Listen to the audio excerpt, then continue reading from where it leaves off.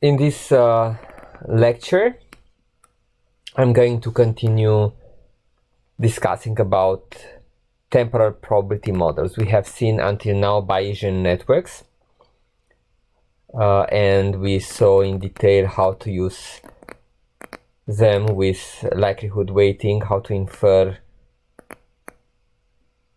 the value of random variables in large networks given evidence. However, for the kind of problems that we have in front of us, namely partially observable Markov decision processes, we have to improve our set of tools with a set of algorithms related to temporal probability models, namely partially observable Markov decision processes. Consists in an environment that evolves over time, and inferences that are done with respect to the belief of the participants in the distributed temporal environment have to be computed with the algorithms that you are going to see here.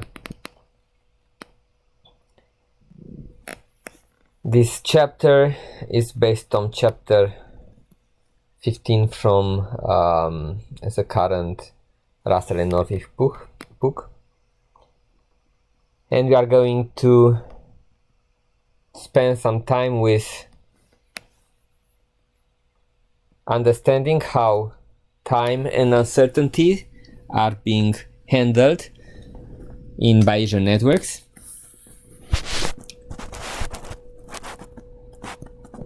After that, we are going to see the most important part of what we learn here, namely how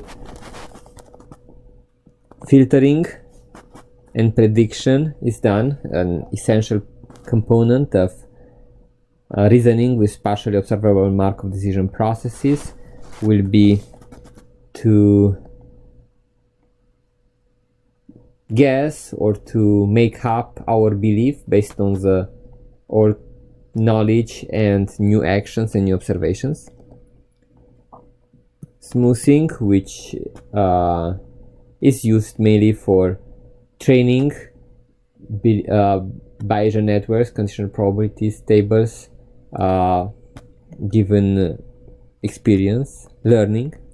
Then we'll see hidden Markov models, special types of temporal belief networks, which have easy to use formulas and algorithms that help to understand the processes in temporal belief networks.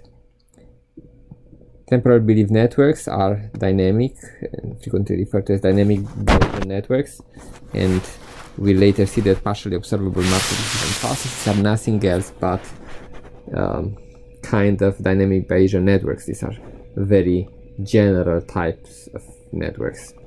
And in the end, we'll see an important algorithm, namely particle filtering, which is an algorithm used in SLAM, simultaneous localization and mapping, a family of techniques we have discussed at the beginning and essential to robotics. Let's start with the understanding of time and uncertainty. We have already reviewed the concept of uncertainty in static worlds. There's something new in the case where we have to take into account time. So if the world changes, we need to be able to track and predict it. When you diagnose a vehicle, we may be able to diagnose that statically in a given moment in time based on the functionality in a snapshot in time. However, in evolving processes, not only in medicine like diabetes, but also in the case of a robot that travels inside labyrinths, for example, we need to be able to track time. The basic idea here is to copy the state and the evidence variables for each time step. So your book has an example based on diabetes, but it applies just as well for the case of the robot moving in the labyrinth, where we have the location and the sonars that depend on each other, sonar left and sonar right. In the case of diabetes, you have blood sugar content and stomach content, which depends on diabetes.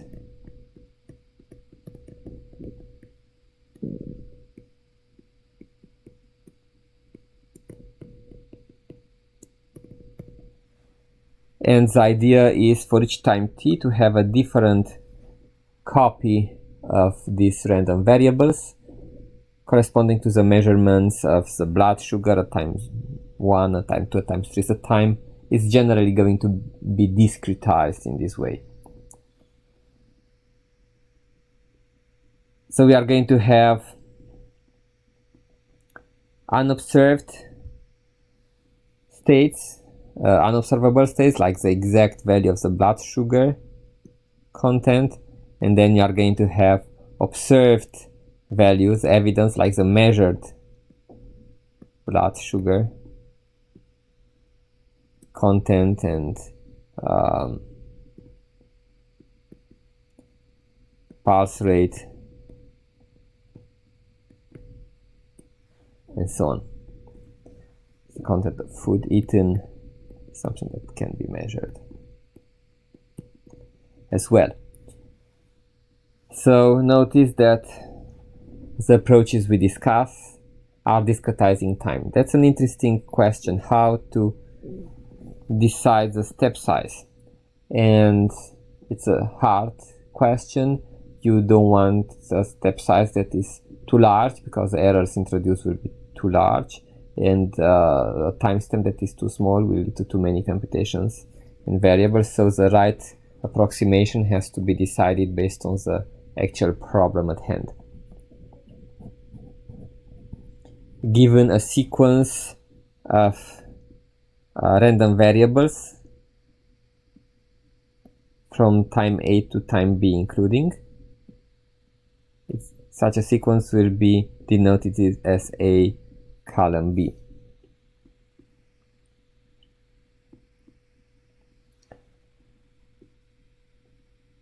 Now, in this kind of Bayesian networks that are obtained with this process of repeating a variable in time, the variables in time may depend on their previous value, like the location of the robot at time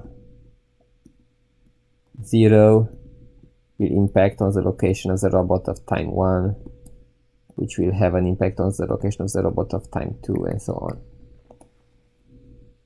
However, the location of the robot at a given moment in time may depend not only on the location in the previous moment, but may depend somehow on locations at previous older times, just because if the robot passed through, I don't know, an environment with a lot of dirt and mud, then in the past it may be dirty and behave less well in the latest action, versus then in the case it did not pass through that position. Therefore, old locations do have an impact on how transitions happen.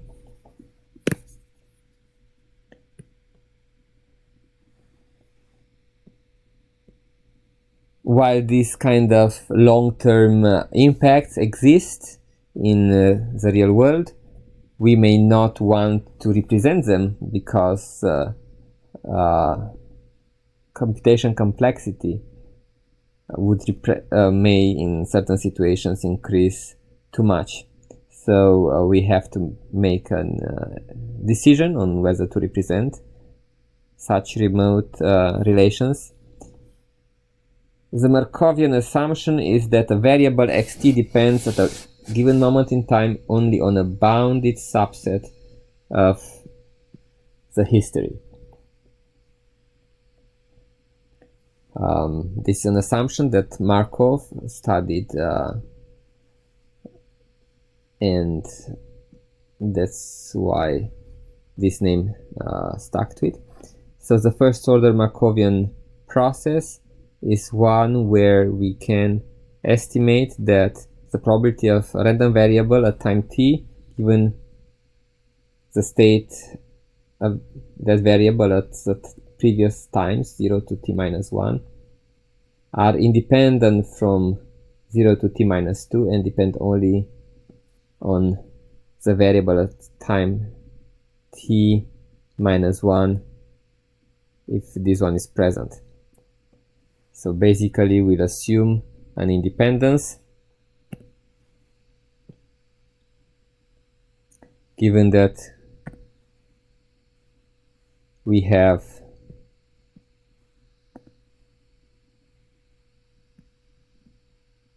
L1, L2 will be independent of L0 given L1. This is represented in a Bayesian network with the kind of network relation seen here.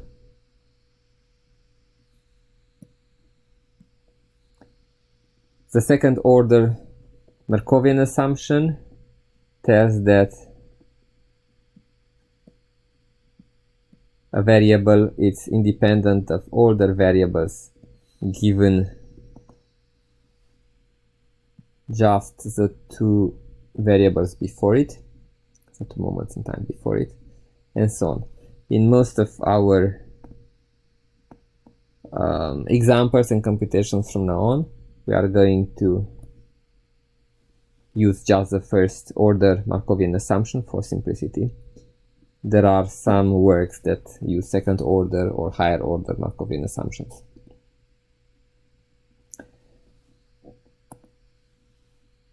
There also exists a Sensor Markovian assumption. The Sensor Markovian assumption says that the probability of evidence given the hidden states and previous measurements of the same evidence random variable is equal with the probability of this as the current measurement given the current state. Otherwise saying, the history of measurements and of hidden states doesn't matter. They are irrelevant given the current hidden state of the world.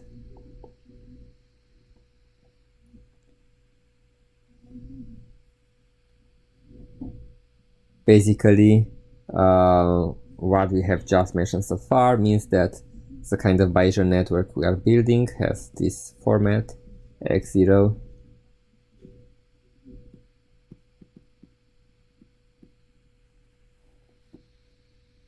plus x1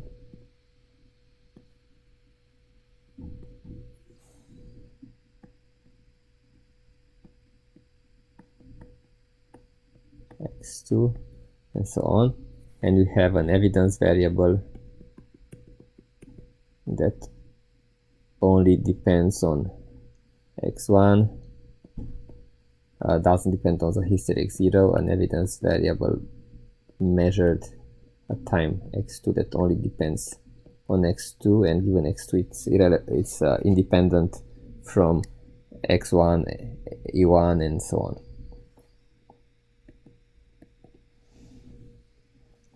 We are going to also need conditional probability tables for each of these dependencies. So probability of x1 given x0, we'll need a conditional probability table here for the possible values of x0. Here we'll need a conditional probability table for the possible values of x1, and so on. For simplicity, most of the work from now on will assume that these conditional probability tables don't depend on time. So basically, we'll assume that these two conditional probability tables are identical. This assumption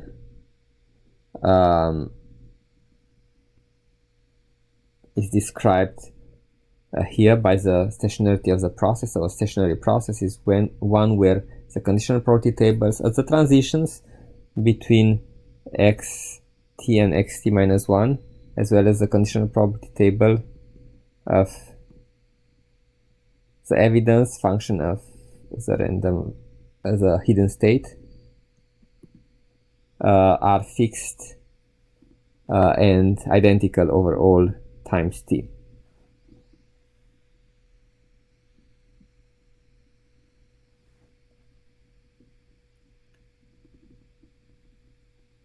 The example used in the book and in this set of slides, it's based on the story of a rat in a library. So the story goes as follows. There's a library rat. It never gets out of the library, right? Just stays there. And it sees a librarian that comes every day in the library. The rat never gets out. So it has no way of seeing with his own eyes the weather, whether it's raining or not. But it can observe whether the librarian came with an umbrella or not.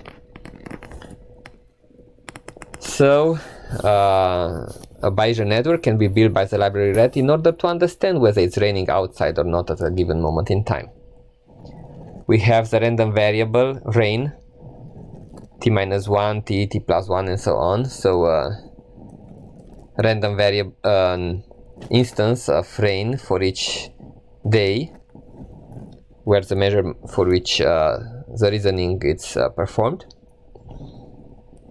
and a random variable umbrella for each moment in time, which is telling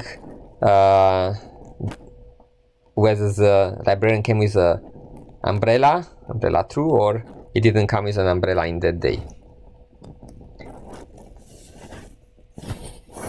For the first rain time, and the first day when nothing was known before it, like rain 0 here,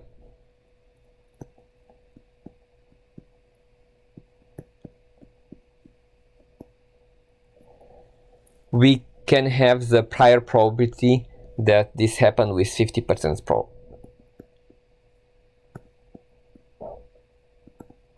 probability. True, 50% probability false. However, for subsequent rains, we'll use the stationarity assumption of the process. So we are going to assume that if the previous day it was raining, then the next day it's raining with 70% probability, and it's not raining with 30% probability. And if in the previous day it was not raining, then it's still the state remains not raining with 70% probability, and it switches to rain with 30% probability. Remember, these are conditional probability tables, so the probability that it doesn't rain are not shown over here, but they are 0.7 and 0.3. If it's raining outside, then the librarian comes with umbrella with probability 90%, and if it's not raining outside, the librarian still brings the umbrella with a probability of 0.2. The Bayesian network that you see is described as a first order Markov chain. And it's not corresponding to real world, because if a lot of previous days it was raining, the librarian will bring an umbrella with higher property than otherwise. However, we have to make some assumptions for efficiency reasons. If we want to improve the correctness of our representation, we can either increase the order of the Markov process being represented, or we can add additional states like temperature, pressure, and so on. For a robot motion, where you have location,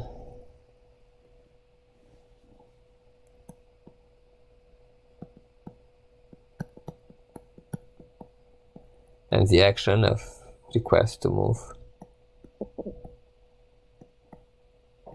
you may add additional variable like battery, that together with the previous location tell the likelihood that a given action will yield to specific results.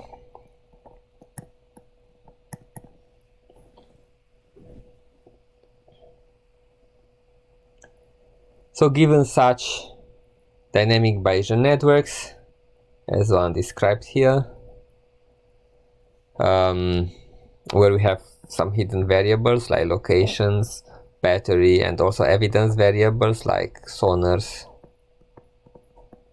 that are present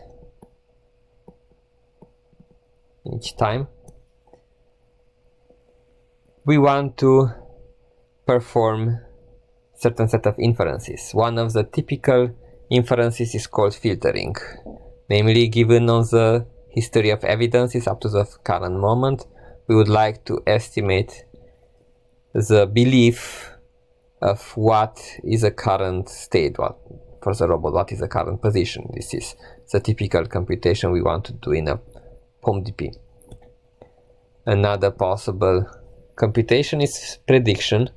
We may want to try to predict the probability of a current variable in a remote future given a set of past evidences, and this is also usable in POMDPs where we are having a remote horizon of planning. Improving the computation of the probability of a past state or location given evidence obtained later, in order to better understand what has happened, is called smoothing. It's essential for learning because it can be used to recompute the condition probability tables as you are doing in your project, given history of measurements in a training set. And another problem is to find the most likely sequence of states given a sequence of evidences, which is used in decoding in speech recognition. For example, to understand what was the most likely sequence of utterances or of phonemes that the speaker has uttered given a set of measurements by the microphone. Or in the case of a robot, it would be what was the most likely trajectory of a robot in a space, and therefore the most likely map given the history of sonars all along the path.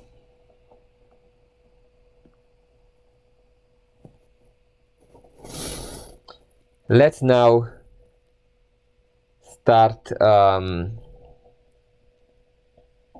seeing algorithms for dynamic Bayesian networks. The first algorithm that you are going to see is filtering.